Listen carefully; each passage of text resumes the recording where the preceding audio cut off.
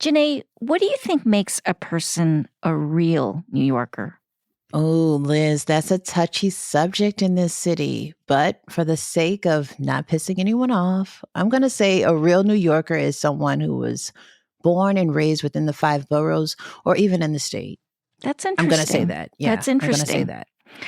Well, this question has come up in this mayoral race. One candidate, Andrew Cuomo, says he represents the interests of real New Yorkers and that his opponent, Zohran Mamdani, represents the interests of gentrifiers.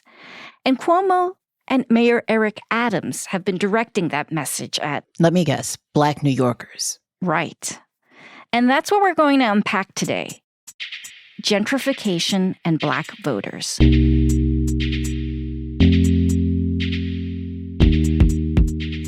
This is NYC Now from WNYC. I'm Janae Pierre.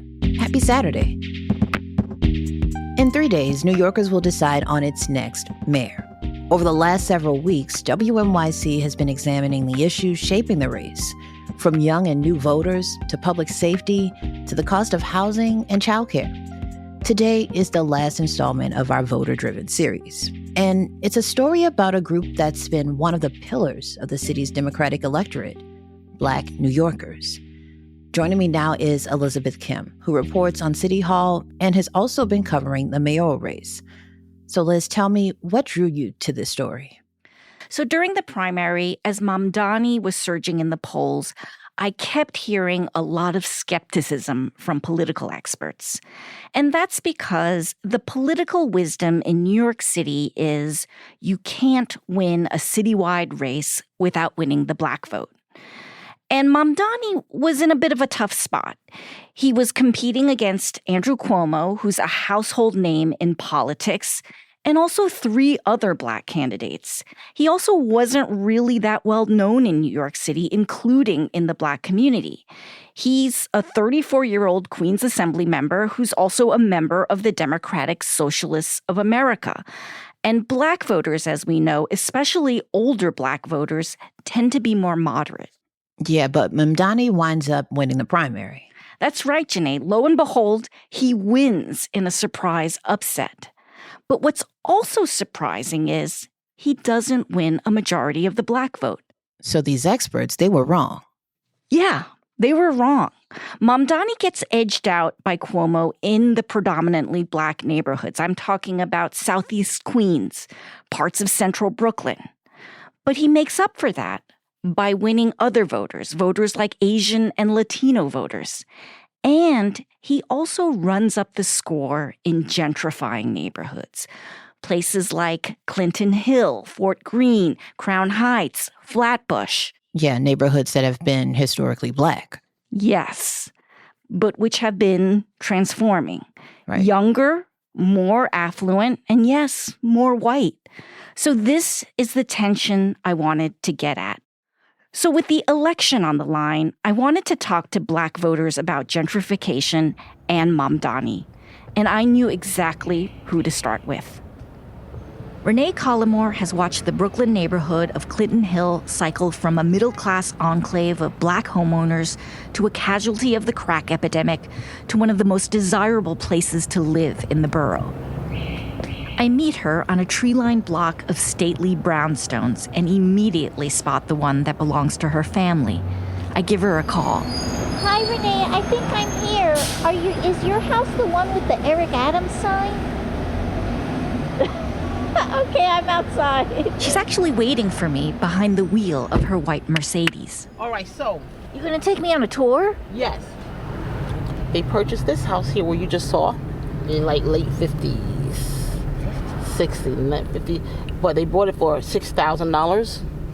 And that brownstone today is appraised for $4 million. Collymore is very active in local politics. In 2021, she ran for the city council. She didn't win, but when residents were upset about a nearby migrant shelter last year, she was the one who arranged a meeting between her neighbors and Mayor Adams. He came. He was by himself. And when he walked in, everybody was just staring at him because they couldn't believe it. But Collymore is a dying breed in this affluent and racially diverse section of Brooklyn. She's a black moderate Democrat who opposes Zohran Mamdani and everything he represents. That includes his membership in the Democratic Socialists of America. Their agenda is to take over New York City. His signature campaign policies. Free buses? There's no such thing as free buses. Who's going to pay for that? It's going to be us. It's going to be the people. And his support in gentrifying neighborhoods like Clinton Hill, where Mamdani won over 60% of the vote in some areas. Every black person knows if there's ever a black community, when white people start moving into the neighborhood, rent goes up. If that sounds familiar, that's because Mayor Eric Adams is saying the same thing. Who is his base of support? Gentrifiers. Gentrifiers have raised the rent in the city and disrespected communities for far too long, and he's the king of the gentrifiers. After dropping out of the race, Adams is endorsing Andrew Cuomo as his successor. Well, you criticized Andrew and you called him names. You know what? And he called me names. But you know what? Now it's time to fight for the family. Cuomo edged out Mamdani in majority black neighborhoods, and he's hoping for a repeat. The former governor is framing his strategy this way. We're going to get the Latino vote, we're going to get the black vote, we're going to get the white vote, we're going to get every New Yorker who's a real New Yorker. A real New Yorker. Christina Greer, Fordham University political science professor, says this kind of political message is a tale as old as time. And if you hear the messaging enough and you're in this scarcity mode, then you're more receptive to that type of messaging. This year's mayoral race represents a shift in the balance of political power between the Democratic establishment, represented by the likes of Cuomo and Adams, and the party's grassroots, which fueled Mamdani's upset primary win. That shifting dynamic has prompted soul-searching among politically active residents of many gentrifying black neighborhoods. Suddenly, black Democrats are worried they don't have the influence they once did. Non-Hispanic black residents declined by more than 6% between 2000 and 2020, according to census data. A Quinnipiac poll last month showed Mamdani winning support from 48% of black voters compared to Cuomo at 34%. And Mamdani is seeking to increase his margin. Over the weekend, he spoke at the Abyssinian Baptist Church in Harlem, where his message of affordability received applause. So today, you will hear many politicians who will say this is the greatest city in the world. But what good is that if you cannot afford to live here? Still, the 34-year-old Mamdani is unfamiliar to older black voters. At a recent event in Brooklyn, an audience of over 100 black progressives filed into a community center to hear from the candidate. Mamdani is somewhat exotic to some folks. I hate to use that term, but I got to be honest. Roger Green is a former Brooklyn State Assembly member who moderated the event. But as he's begun to move around and meet with other people, I think it's changing. The city's second black mayor was viewed as a watershed moment for black leaders. I won't be just another black face in a high place, but a person that's willing to do the job in a real way. But Green, who served as an important ally for the city's first black mayor, David Dinkins, argues that Adams and others haven't delivered for black New Yorkers. Head of the court system is black. Lieutenant governor is black. The Speaker of the Assembly is black. The majority leader of the Senate is black. The Speaker of the City Council is black. The mayor is black. Public advocate's black. And we still are marginalized. Whether Mamdani can advance the agenda for black residents is an open question for some who worry that his support comes from neighborhoods where liberal white voters have displaced black residents. At the forum, Mamdani receives a polite but not rousing reception. I know that there were progressives in that room who were undecided because they were saying, basically, look, we don't want to see another example of white political hegemony controlling our communities either. In East Harlem, I meet 38-year-old Brandon Lloyd Adams. He runs 2 bakeries started by his father called Lloyd's Carrot Cake. It's a New York City institution. Although he voted for Mamdani in the primary, Some of the progressives' policies make him nervous. I'm all for, having fair wages and things like that. But, you hear a $30 minimum wage and it's like, how do you survive on something like that? It's kind of scary to think about. The Black business owners I spoke to seem worried about the rules changing after they've worked hard to build generational wealth. Adams, the bakery owner, tells me he doesn't know who he'll vote for. As a Black person, there are a lot of different aspects that I have to consider. And, it's going to be a game time decision for me, honestly. Back in Brooklyn, Collimore tells me she's also torn. She's turned off by Cuomo's sexual harassment scandal. Up until recently, she was holding out hope that Adams might change his mind and get back in the race. This is going to be a problem. I know it's going to be a problem because, we're not going to have any representation in City Hall. Mamdani has said City Hall should, quote, look like the city that it serves. In a city where their numbers are declining, that may be exactly what worries Black New Yorkers. When we come back, we'll dig deeper into Liz's reporting and her conversation with Black New Yorkers.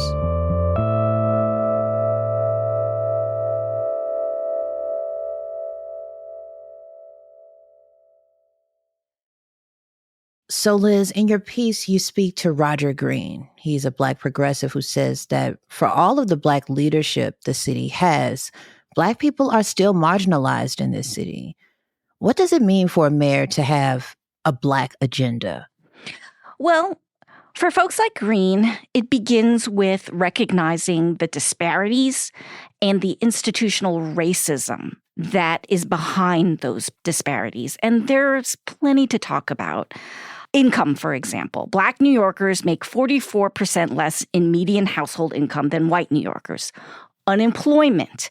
The unemployment rate for Black New Yorkers is far higher than any other racial group, and it's been rising even as the national unemployment rate for Black Americans is going down. Housing is another example. Black New York City residents are 30% less likely to own a home than white city residents.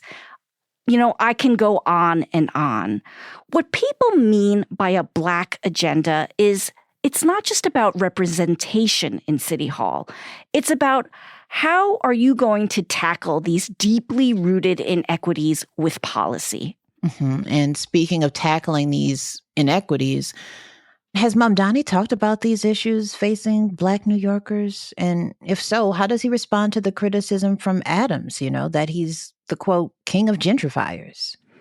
I did reach out to Mamdani's campaign about the criticism around gentrification, and they didn't respond. But I also spoke to one of his supporters. His name is Ernest Skinner. He's 82 years old. He's a Black Brooklyn resident who's been out there during early voting campaigning for Mamdani. And this is what he says. I think that is a fallacious argument. Really? Yes. The fact of the matter is that Mamdani has drawn his support across racial, ethnic, social lines. Liz, what really strikes me about the criticism against Mamdani as a gentrifier is that, it really doesn't track. He's a South Asian Muslim guy who grew up in this city. And, you could argue that he's more of a New Yorker than Andrew Cuomo. Exactly. That's a very, very fair observation. Mamdani has gone out and said that Cuomo and his supporters are making Islamophobic attacks against him. There was this AI video that the Cuomo campaign said was inadvertently released, but it depicted Mamdani's supporters as criminals. It had these AI scenes of Mamdani eating with his hands. And there was another kind of very ugly incident in which Cuomo was doing an interview with a radio host who kind of suggested that Mamdani would not be prepared to lead the city during a terrorist attack. The implication there being because he's Muslim. And during that interview, Cuomo laughed. Yeah. And Cuomo is a guy that Black voters know, right? But what do they think about his sexual harassment scandal? Are they willing to just overlook it? Well, as you heard in the piece, the woman I start out with, Renee Collymore, she was turned off by those sexual harassment allegations, and she doesn't want to vote for Cuomo. And what's important about what she says is that the Black electorate is largely made up of Black women who you would think would be especially turned off by sexual harassment allegations. Now, polls show that Mamdani is getting just under 50% of the Black vote, and he's doing better, actually, than Cuomo. But I will say that I texted Collymore this week, and I asked her if she had voted yet. She told me no, but when I asked her who she was going to vote for, she told me Cuomo. That's WNYC's Elizabeth Kim. Thanks a lot, Liz. Thanks, Janae. And thank you for listening to NYC Now from WNYC. I'm Janae Pierre. Enjoy the rest of your weekend. We'll be back on Monday.